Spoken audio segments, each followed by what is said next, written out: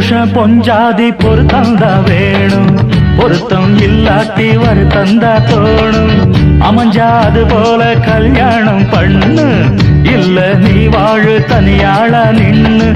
முதலில் யோசிக்கணும், பிறகு நேசிக்கணும், மனசு ஏத்துக்கிட்டா சேர்த்துக்கிட்டு வாழு.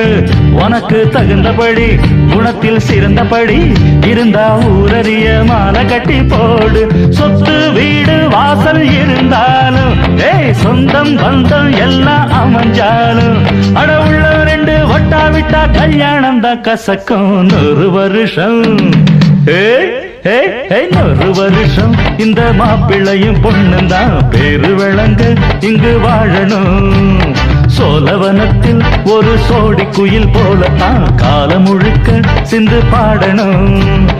ஒண்ணுக்கொண்ணு பக்கத்தில பொண்ணு